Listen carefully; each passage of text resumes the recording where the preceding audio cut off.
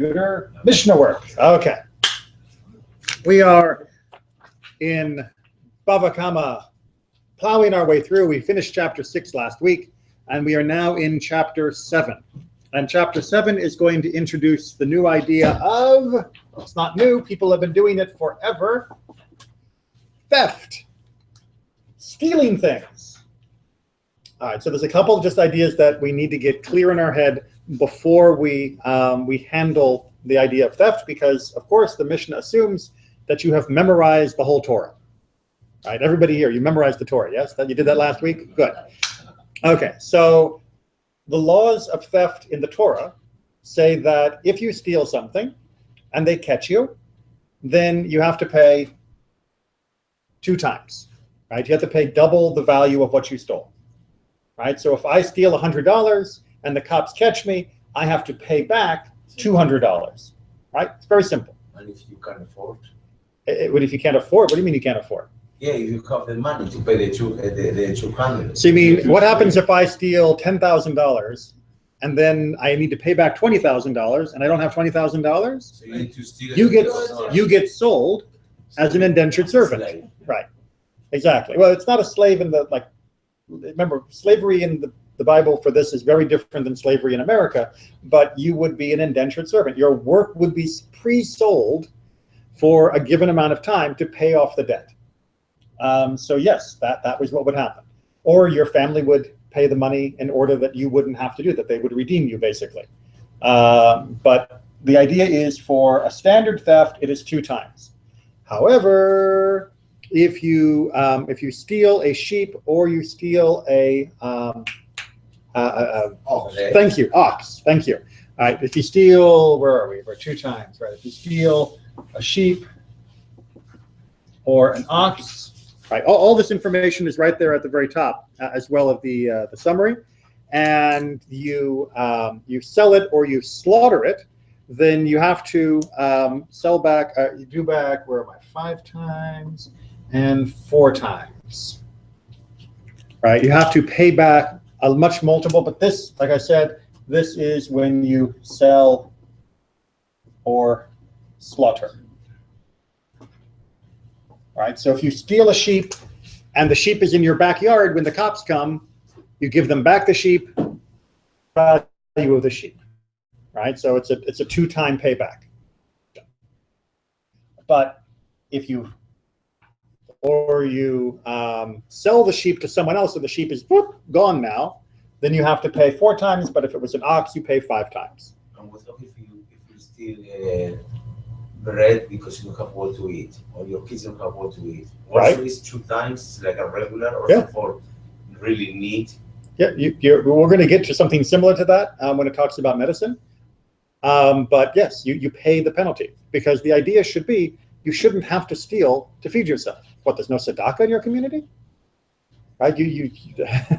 Right? I mean, what about the corners of the field? What about the sheaves on the ground? What about the community kuppah, the tzedakah money that was collected? There should always be a way to support somebody, and theft shouldn't be ever a solution for poverty.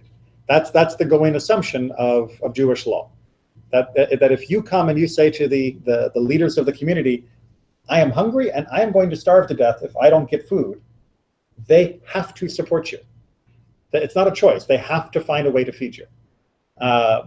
And there's a very powerful section in the rabbinic literature about the egel arufah, the broken-necked cow that is done because you find a body and we don't know who murdered the person. And the rabbis, when they're analyzing this ritual where the elders of the town come and kill this cow and say, we did not shed this blood, they say, so who thought that the elders of the town were the murderers, right? Is that really who we thought was the murderers? No, it's because the elders are saying this person did not come to us poor and ask for food and we turned them away, right? If somebody had come to us, we would have helped him. And if we had turned him away, he might have become a robber, right? So the idea is that every community has an obligation to take care of the desperately poor, to make sure that they do not turn to crime as a solution for their poverty. And that is, we keep talking about it, the built-in idea of what it means to be a community. So yes, if you are stealing bread just because you need it, then you still have the payment. Now, if it's dysfunctional community, what? Dysfunctional community. In a functional community, right? Now, dysfunctional, right? So here's the way to mitigate this issue. So let's imagine that somebody is very, very hungry. They would literally die without stealing. They steal a loaf of bread, they eat it, and the cops catch them and they say, Jean Valjean, you stole this loaf of bread, right?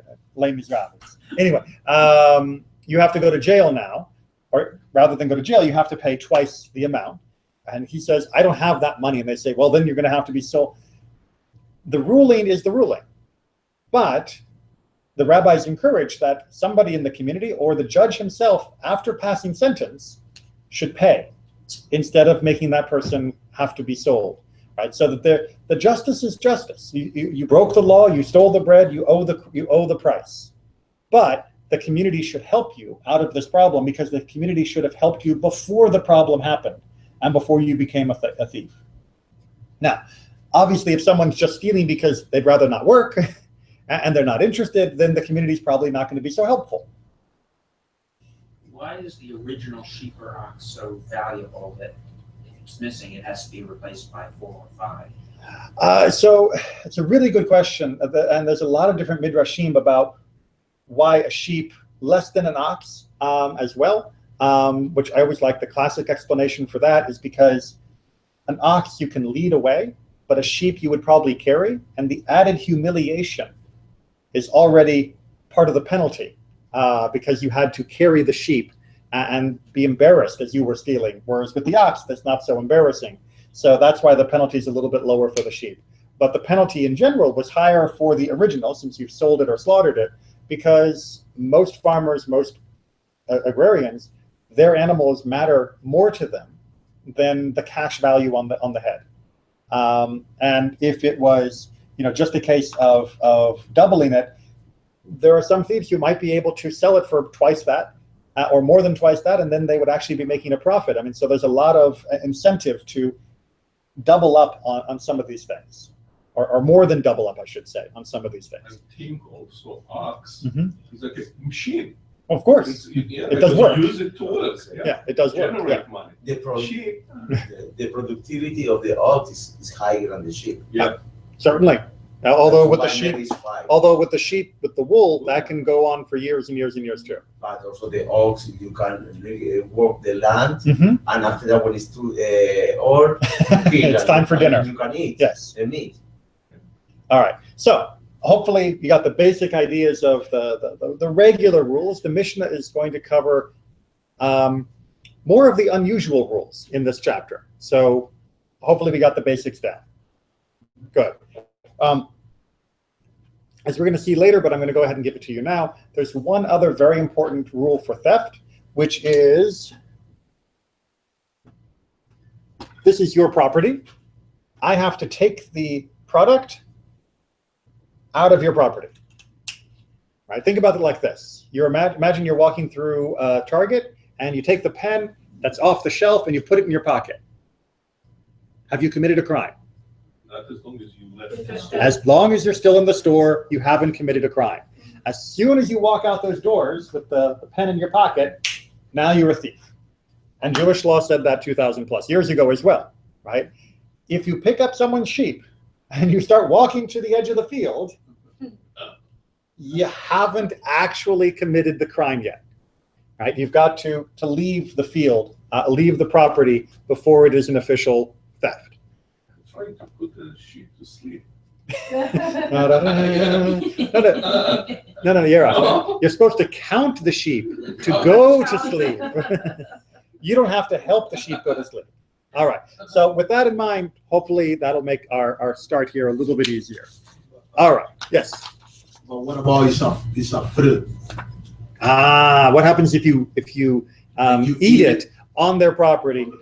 That's actually theft. Because you have now taken it away from the owner permanently, because it's right here. And we're going to see the same thing goes true if you take the sheep and you slaughter it on someone's property. You've still got a problem, right? You can't say I'm going to slaughter the sheep and roast the sheep and eat the sheep right on your property, and then hey, I didn't steal it. that is a problem, but we'll get there eventually. Okay.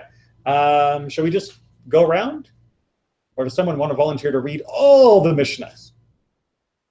I'll read. What? I can read.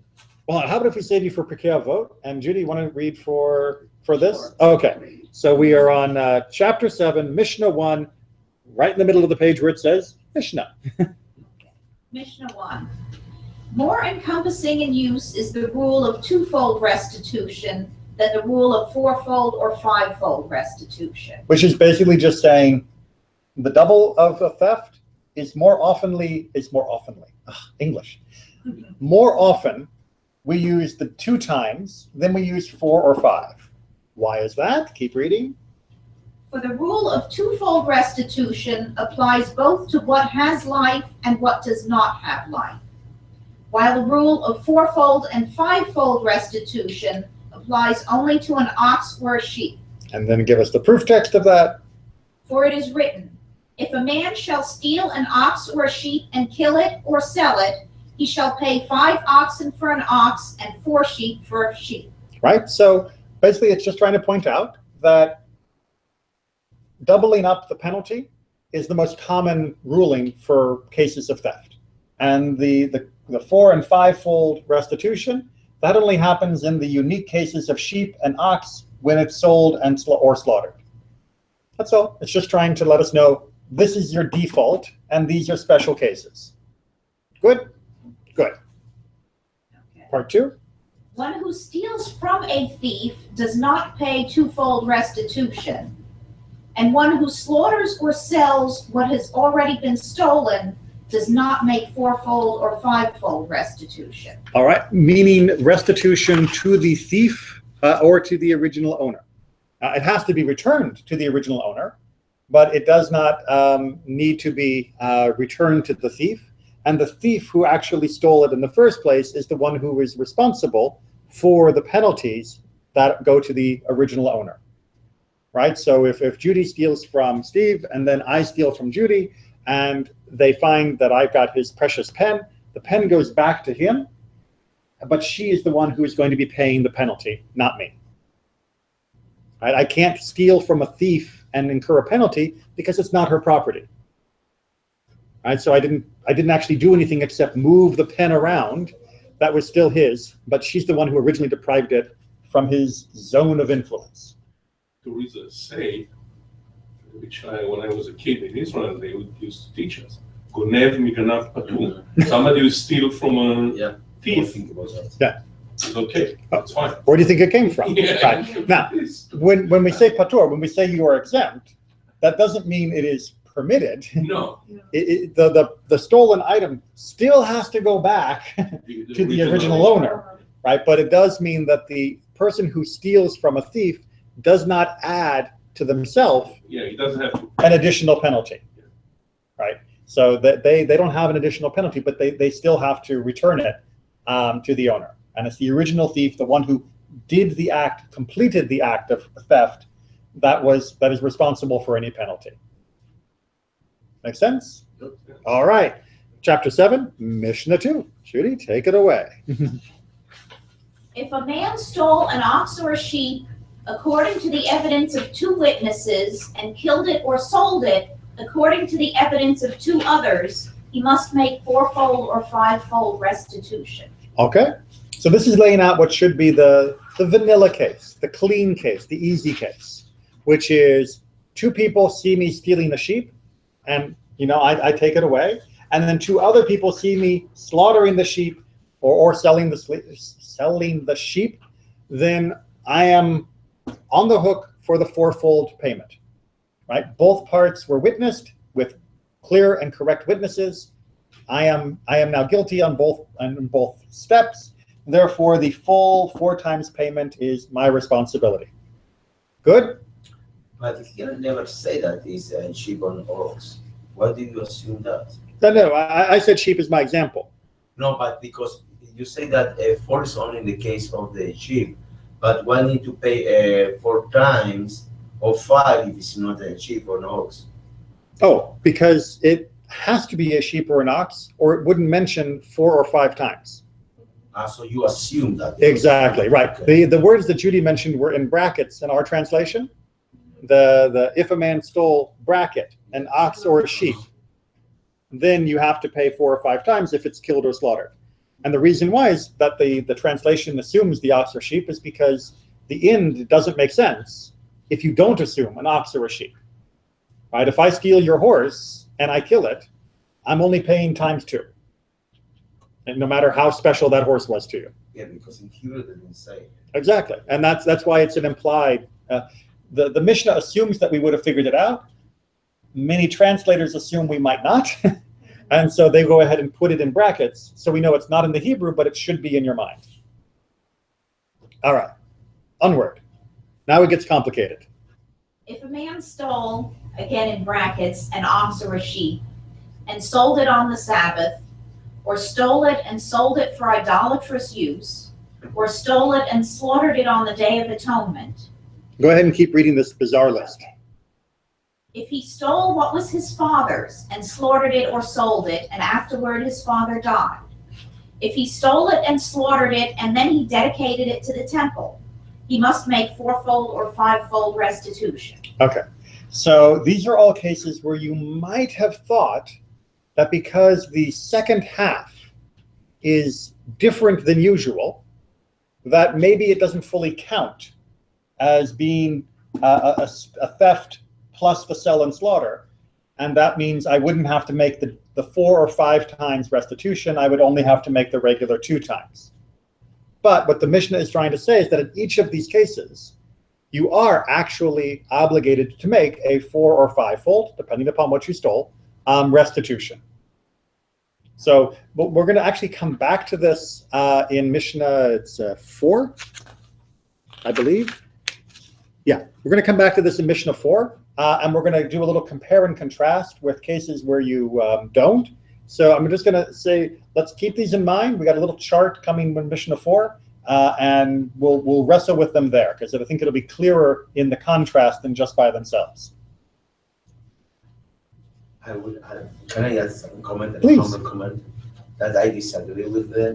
No, I will say why. No, I will say why I have a problem with this. Okay, because the regular punishment is 4 and 5 for selling and slaughtering. Right, correct? or slaughtering, right. Yes. However, here they are doing the regular act, however, in a desecrating and holy moment. Being Shabbat, being Yom Kippur, or being the father. Yes. So they should pay more than 4 or 5. No, because it's the regular price. However, it's an extra one because it's again something desecrating something very important. Okay. So I don't know why they ended shorter, only 4 or 5. Then you are going to be really surprised when we reach Mishnah 4. Because in Mishnah 4, they do something even worse, and they don't have to pay anything at all.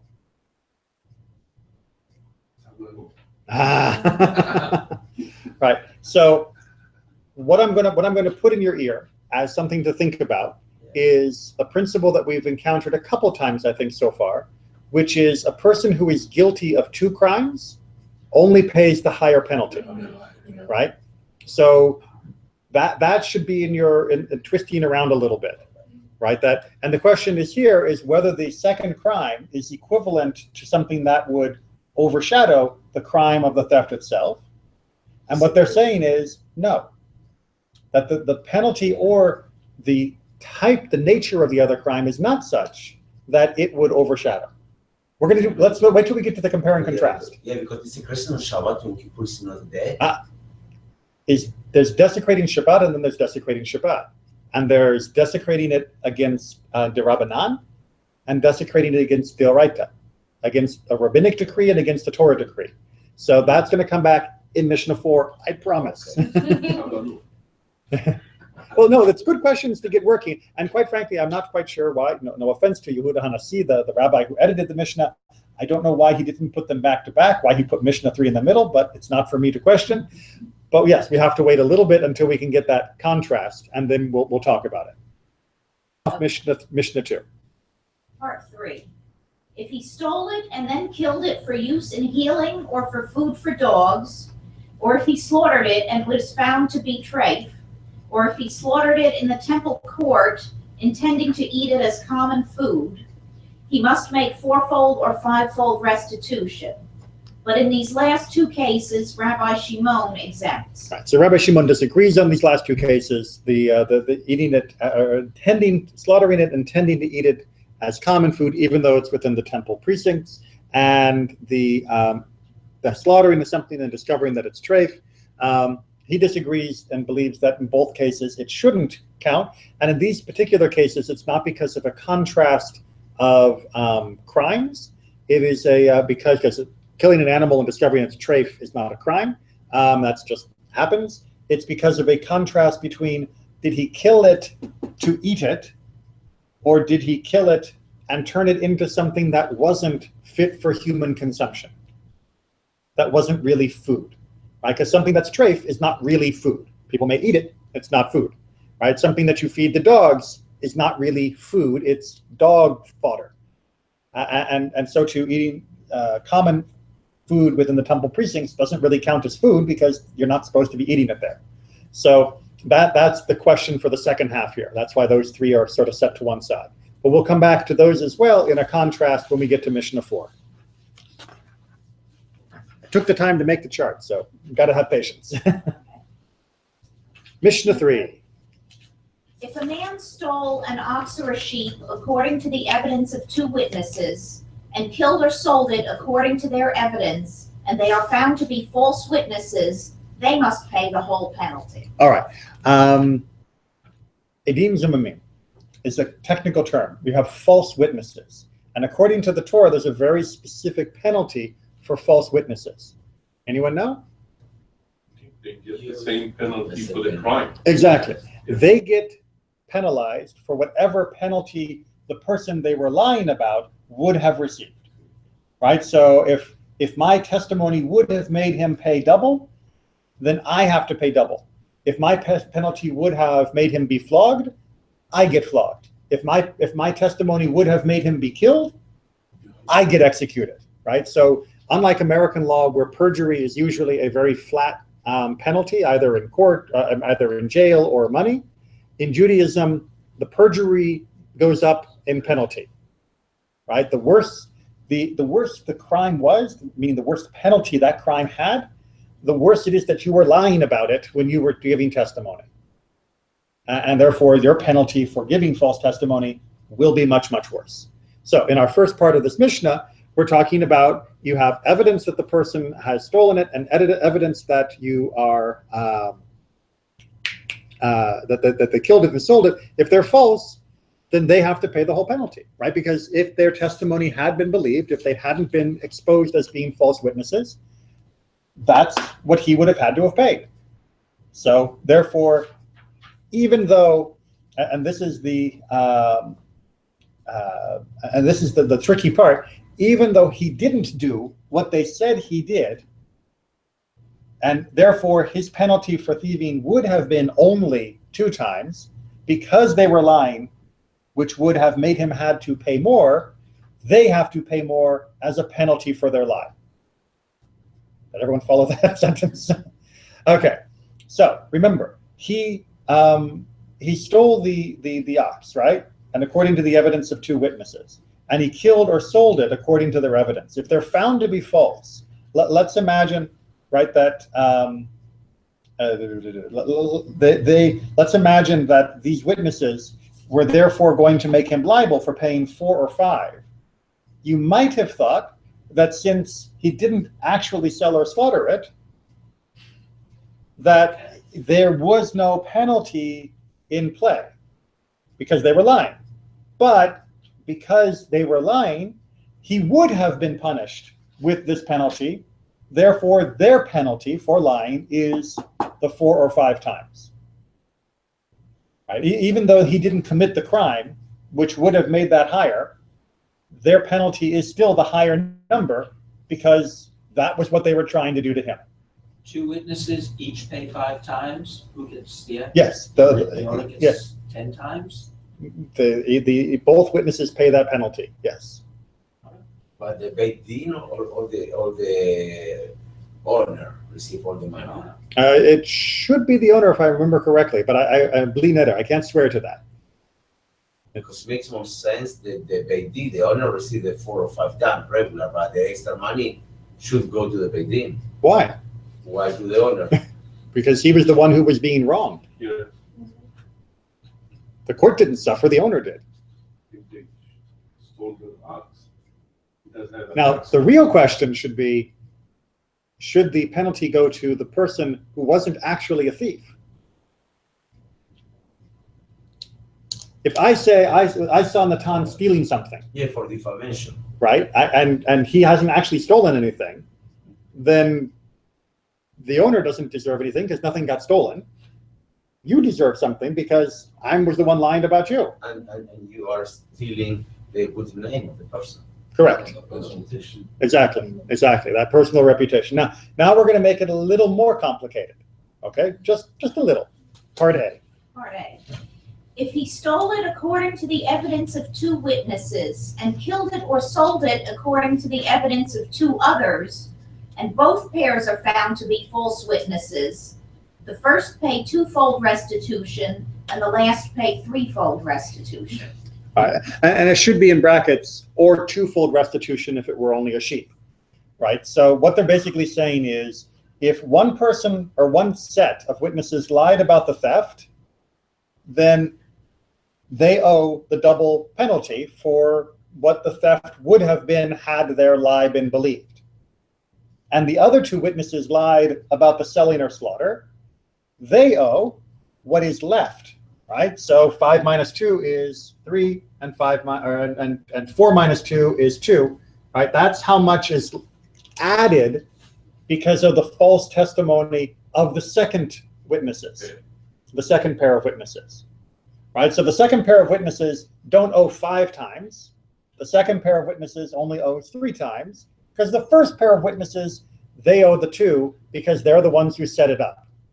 Right? They made the second pair's lie possible. So they owe the first half and they owe the second half. Very fair. A fair way to deal with liars. Right? And this, one of the reasons why the false witness laws are so strict in the Torah and put into place so strictly in Jewish courts is because testimony is considered to be the most important standard of evidence. And if you have people lying, then the entire legal system breaks. So we need honest people, which means we need to penalize them if they're cheating. Right? Not just say 30 days in jail or $5,000 fine. No. We have to have them be accurate, and people need to know there are serious consequences if they're lying. As serious as whatever the crime is. All right. Part B. Part B. If the second only were found to be false witnesses, the thief must make 2-fold restitution and they 3-fold restitution. Which is just great fun, right? So I may have stolen it, Your Honor, but I didn't sell it, right? And the people who lied about seeing me sell it, they have to pay 3-fold. And I, the actual thief, I pay the 2-fold. You need a lot of chutzpah to do that argument. But it's true. Oh, yeah, it's true. It's like the old song, right? I shot the sheriff, but I did not shoot the deputy. I stole the sheep, Your Honor, but I didn't sell it. And I didn't slaughter it. They're lying when they say that, and you can believe me because I'm an honest thief. Right, and yes, we have witness to the theft, but we have false witness to the sale or slaughter. The false witnesses have to pay, and the thief also has to pay, but each pays only their part. Make sense? Beautiful sense. It's elegant in its logic. Part C. If one of the second set of witnesses was found to be a false witness, the evidence of the other is void. Right. So this means that if you have 2 witnesses and one of them is false, then now you only have 1 witness left, and that's not sufficient for Jewish law. Right. You can't do anything with only 1 witness because we call 1 witness a liar. Because how do we know he's not? So you need at least two, and it's harder to get two people to lie convincingly. And trust me, the rabbis had ways of trying to interrogate witnesses. We'll talk about this a little bit next Tuesday on Shavuot when we deal with our torture case, of how the rabbis would work with witnesses to make sure they were getting accurate information. It wasn't just the witnesses were examined by the judges; they weren't examined by lawyers, and the judges had no interest in this side or that side being right. Unlike lawyers, right? Lawyers only ask questions they think are going to help their side of the case. The judges ask questions they think help truth, and so that's the way Jewish law worked. And they would work those witnesses to try and make sure they were getting complete and honest answers, and they didn't care which way the answer went as long as they got all the information. And part D then? If one of the first set of witnesses was found to be a false witness, the entire evidence is void. Since if there is no evidence for stealing, then there is no evidence for slaughtering or selling. Right? If I'm a liar about the theft, then it doesn't matter that there's two other liars about the slaughter, because once it's proven that I'm lying about the theft, everything else falls apart. Yeah, but what happens if the two of the slaughter are correct witnesses? So you have three, because you have only one for the theft, but if right. you have another two that they say, yes, I witnessed that the person sold or slaughters, that can counterbalance, because if he slaughtered, it's not his sheep, meaning he stole it. So the only one witness for the first part is correct. It's not correct. In Jewish law, you need two witnesses, period, full stop. And even if you think you have two witnesses for a later event, according to the deen, the justice, the law, you do not get to use their testimony to fix the broken testimony of the first witnesses. And this was something when we were doing Sota, why it was so shocking that in Sota, a different legal case of the bitter waters, you could, in some circumstances, accept one witness. And they had to go through pages of the Talmud to try and explain why this was so different. Because generally speaking, it's two witnesses, two witnesses, two witnesses, two witnesses. Absolutely, that is the minimum that is required. And that happens here. So even if I have 1,000 witnesses to him slaughtering the goat, but only one true witness that he stole it, then he's not guilty of theft. This is not CSI Miami, okay? What other evidence do you want, right? Because I like to apply always the common sense, okay? If you know that someone is slaughtering an animal that is not him, means he stole it. No. No. Not at all. What's to prove that he stole it? Right. Maybe he bought it from the other guy. Right. Maybe he bought it from the other guy. Maybe the sheep was lost and he thought it was wild. Maybe he bought it from someone else who had sold it. Had stolen it and bought it secondhand or third hand or whatever we would call that. Right? Maybe he thought it was his sheep and he was mistaken. Right? If you don't have witnesses to the theft, even if you have witnesses to the slaughter, you can't call him a thief and force him to pay that penalty, because there are many other reasons why he might be doing it. And you're right, common sense, meaning the sense of the crowd, is very tempting and often very right. But the crowd does sometimes get things wrong. And sometimes what is the most obvious answer is not the answer that we can be sure is right. And remember when we talked about the two bulls fighting, or if you had like two bulls in the pen and one bull got injured and you didn't know which bull did the actual damaging, no one had to pay. And that seems so unfair to the guy whose bull got hurt. But if we don't have the evidence, then I don't have the legal authority to take your money and give it to someone else as a penalty. That would be me stealing from you if I don't have the evidence that gives me that justification. Right? A rabbi, maybe I shouldn't say this, right? A rabbi is not a god, right? The rabbi is not a king. The rabbi is not able to just say, you know what, I don't have enough evidence, but I think he's guilty. So you're going to pay him $500, right? And rabbi, we have no witnesses. yeah, but look at his face, right? Right? Or, but he had the sheep, right? I saw him with the sheep. That's not enough. That's not enough, because for me to take a penalty from a person and give it to another, I need evidence. Otherwise, I'm a thief. And sometimes that will leave us, as you're looking, unsatisfied. Yeah, but sometimes we want someone to punish, but Torah is more concerned that we don't make new crimes while trying to pursue the old crime. That's kind of the first rule, right? You can't fix an old crime by just making a new one. You've got to make sure you're fixing it by getting the right answer. And it's justice you will pursue. And why do you have to pursue it? Because it's hard, right? Justice doesn't come easy. You know, sometimes it's real easy. Everybody watched him pick up the sheep.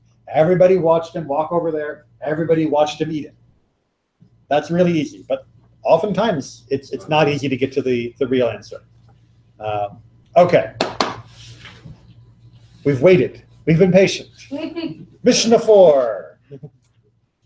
I need, if you could read, and it's going to look really familiar, all right? It's going to look really familiar. Pay really careful attention. And if you want, you can cheat and look at the chart at the bottom of the differences between what we're saying in Mishnah 4 and what we said in Mishnah 2.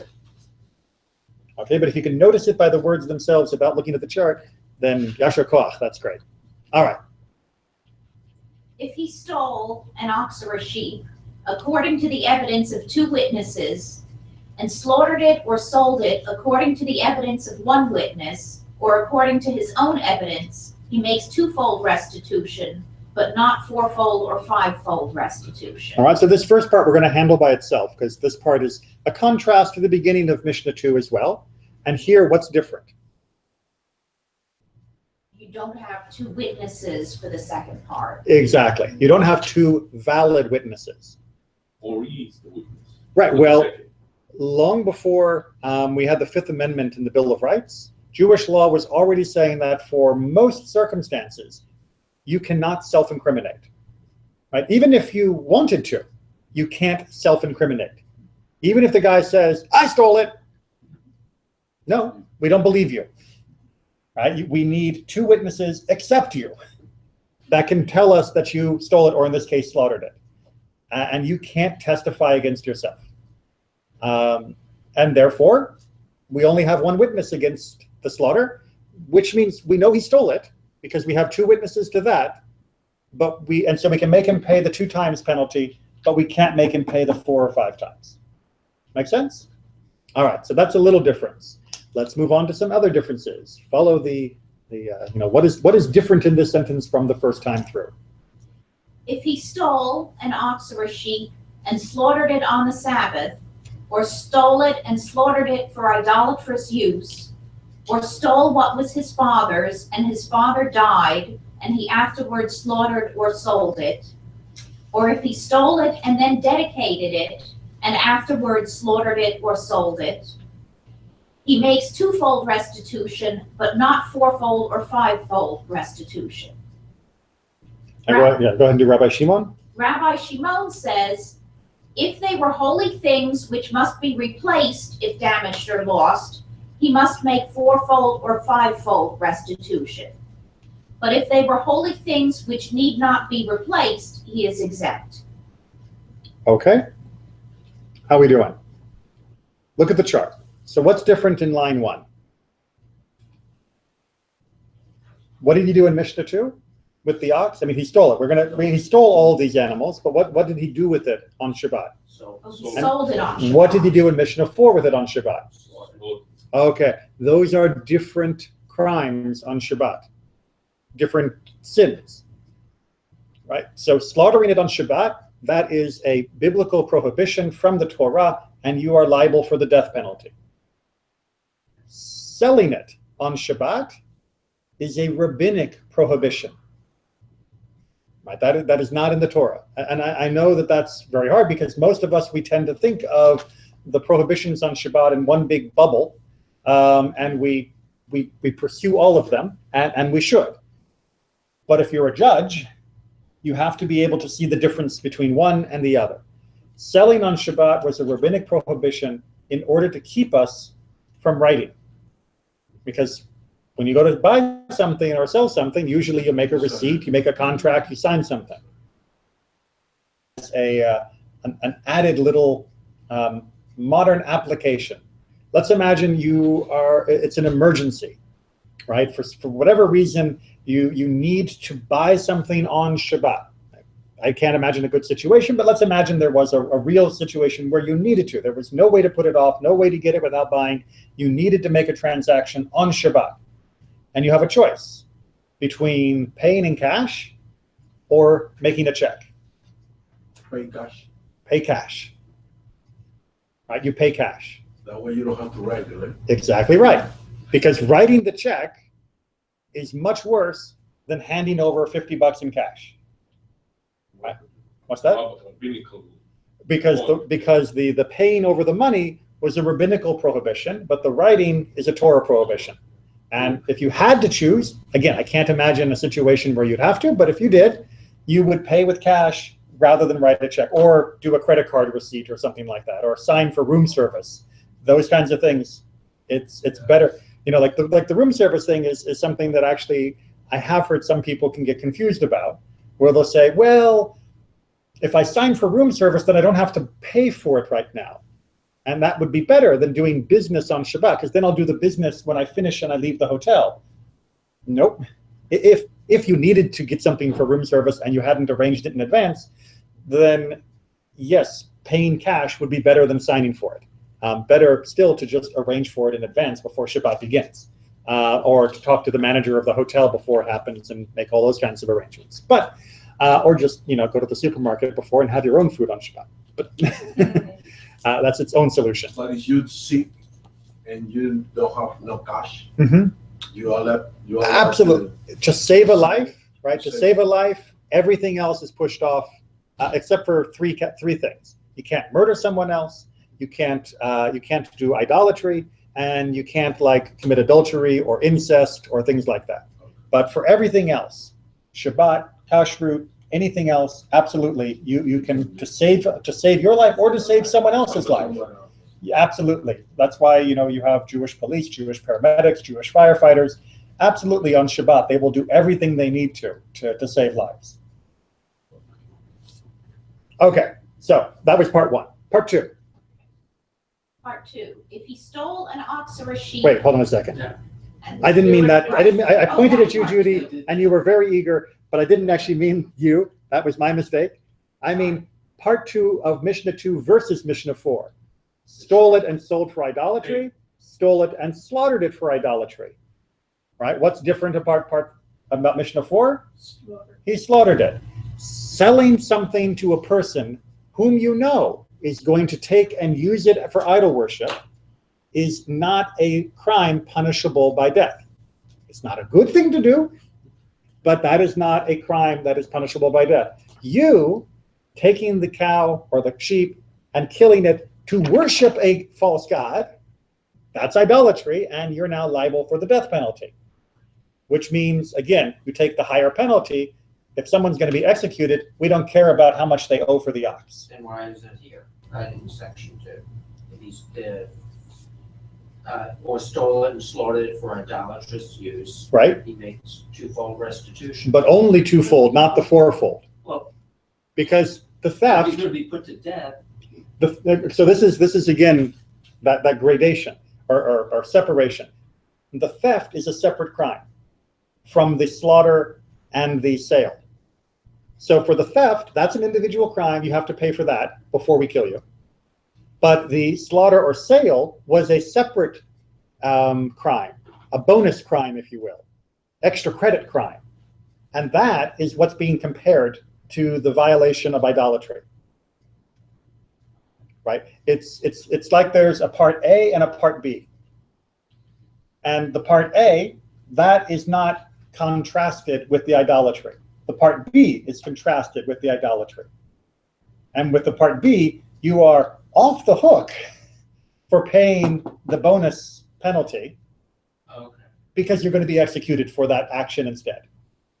right? So that's So do you ask that the sentence be for the second part, so you don't have to even pay the double? yeah. Can I take this penalty first? Right. But I just realized the better way to explain it, right, is Too bright.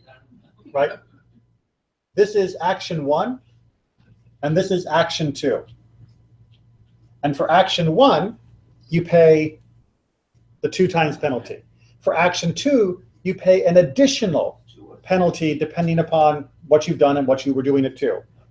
But if action 2 is sell, slaughter, or break Shabbat, you know that is happening, right? Plus breaking Shabbat, then breaking Shabbat becomes the main focus, and we don't worry about that. But we still have a separate action, and that was called theft, and you have a penalty for that action.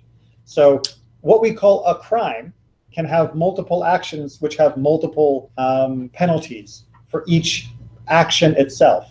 Even though we might think about it in a common sense way as being one big action, each piece has to be handled in its own way. And so that's what's happening here, is the theft is being handled, and then action 2, the slaughter or the sale, and that's being compared with, well, he slaughtered it, but the slaughter was for this other forbidden reason. Which way do we penalize the slaughter? Do we penalize it as a theft, or do we penalize it as idolatry?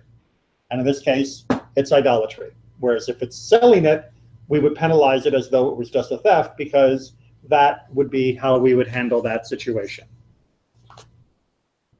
Maybe I don't understand, but I have an issue here, and it's from, maybe correct me if I misunderstand. I'm happy to correct you, Natan. I know. Selling, you say, is rabbinical. Yes. Slaughtering is from Torah. No. For Shabbat or for which? Yeah, for Shabbat. Okay, for Shabbat, right? Okay. But here, everything that is say in the Mishnah 2 that is stored and sold, Right. have a higher punishment than what was stored and slaughtered. Like, stored it and sold it for a deleterious use, Right. okay, is 4 or 5, but it's sold. But the other one is stored and slaughtered, is only 2. Ah, yes. But That's- slaughter is supposed to be from the Torah. And you're right. And you're right. But that's because there's really a third penalty down here called death for idolatry or breaking Shabbat. And the question is, do I pay the theft penalty plus the slaughter penalty, or do I pay the theft penalty plus the death penalty? And the answer is, for the first category, the Mishnah 2s, I pay theft plus bonus. But for these ones, I pay theft plus death. So when it says that it's only paying 2 times, and it looks like, woohoo, I'm getting off easy, you're getting off easy financially, but you're not getting off easy in terms of what happens to you. Yeah, well, we're not going to go through all the different forms of death penalty again. That's Sanhedrin. And I know that's really confusing, and that's a confusion that often makes people very confused. That's a confusion that often causes anger or upset when people think, when it says you are exempt or you are, don't have to pay, that they think it means that Judaism is saying it's okay. But what the Mishnah is actually saying is, you got other things to worry about, and you're not okay. And this is this idea is something that comes up in many of the texts out there about Jewish law that are anti-Semitic. There are many, I don't know if you've ever noticed, on websites and places out there where they'll use pieces of the Mishnah or pieces of the Talmud, and they'll say, look at how anti-Semitic it is. And they'll use things like this, where they'll say, see, the Jews say it's not so bad. And it's like, that's not what it means, right? What it means is there's a worse penalty waiting for you than paying 5 times. And that's only only the bonus time is a bonus penalty is what we're talking about here. The extra penalty is just waiting to happen, but that's not the focus of this particular law, right? It's happening, but that's not what we're talking about right now. But if you already will receive the death penalty, why you want to pay the twice? If already they will kill you, so I don't care. You don't get a choice. I don't want to pay you. I don't Okay. have the money. Kill So me, anyone will kill me. that's right. And we take your assets, and rather than your assets going to your children, your assets would be sold to pay off the penalty. If you can cover it, and if you don't have, Yeah, then it's lost. Yes. All right, so if you have nothing, right? fine. You don't have a I want to single find a pruta. loophole, that's Yeah. okay. As long as I'm dead and they don't get anything, I'm okay. Look, Right. if they sentence me to death, I don't want to pay. What Right. they can do it for to me? But most people have something, and that would be used first to pay off the debt before it would go to their children. And so for most people, that would be bothering. That would upset them. Maybe not for you because you're a hardened criminal. You only care about yourself. I have a question. Yes. So we're talking about penalizing somebody twice who's done in different ways, somebody who's done kind of two different crimes that are connected. Right. The guy's got to pay restitution for the criminal Right. has to pay restitution for the stolen sheep, and he has to pay with It's life. his life For the other slaughtering it on Shabbat. Right. And it sounds like we're double penalizing the criminal. But maybe the point of him still having to pay the penalty for having stolen the sheep Mhm. is because the guy who the sheep belonged to in the first place has gotten wronged, and he ought to be compensated. Certainly that there is some idea that he ought to be compensated. But the other thing is that, as you described it, is the Mishnah really sees them as being two separate acts. Yes, they're overlapping. It's like, a sort of Venn diagram kind of thing. But the first act, the theft, that's its own crime. And if he had stopped only with the theft, he would owe 2 times what he had taken. When he added the slaughter, all we're worried about is, does he add a bonus penalty, or does he have some other worse penalty waiting for him? But whatever he does second doesn't change that he has already committed an independent act of theft, for which he owes a double penalty. So he's not being penalized twice. He's being penalized for 2 separate actions. And we're only arguing about the second action of whether it counts as being an accessory to the theft, or whether it counts as being a separate crime altogether with a wholly different penalty. So he's not being penalized twice for the same thing. He's being penalized twice for 2 different things. Think of it like this: if I get into a fight and I punch you and I punch Steve, should I only have to pay you? Because why should I be penalized twice for punching 2 different people? It was just one temper tantrum. But The way it was described in the Mishnah 1 about 4 or 5-fold restitution Right. for the ox or sheep, it sounded like it's one crime. exactly right. If you kill it or sell it after you steal it, it sounds like it's one crime. And because of the way this follows on in the Mishnah, it's difficult to see that this is kind of a different case, that now we're looking at 2 separate crimes, whereas it sounded so similar, but it was one crime. And that's one at the reason. beginning of the page. And that's one reason why, despite making it more complicated or harder to follow the thread, Mishnah 3 came in between these 2. Because in Mishnah 3, when we talk about the different types of witnesses, we are deconstructing what looks like a single act into 2 pieces. And having deconstructed into 2 pieces, we're now dealing with the logical implications, which is, well, yeah, that second piece is actually a second crime rather than just being a second piece. And that we tease that out by asking, well, what happens if you have a witness to the first but not a witness to the second, or if you have a witness to the second and they turn out to be false? Did they pay 5? Did they pay 3? That was teasing out the idea that there's really 2 different actions here that can be seen not completely separable, because one builds on the other, right? You don't get penalized for slaughtering a sheep if you didn't steal it. But that second action can have a separate and supererogatory, it's a more overshadowing identity than being just a bonus act. right? It's not just extra credit. You've moved into a whole different zone, even though it looked like it was extra credit at the time, because of the way that you did it, the day that you did it, the purpose for which you did it. It's not just slaughter anymore, right? It's now you're desecrating Shabbat, now you're worshiping an idol, and that is a whole separate crime. And that first act doesn't get erased in the shadow of the new one, but that bonus penalty gets overshadowed because of the new identity of that second crime. You're absolutely right. It's precisely what the rabbis are trying to do in this whole chapter, which is to show us that what looks like a simple statement in the Torah has layers to it, that a judge in the community needs to be able to tease apart to see all of the weird implications. 99% of the time, I'm sure, this is not what's happening. Someone steals the sheep, they take it, they sell it, they get caught, they're paying 4 times. And it looks like one penalty for one act.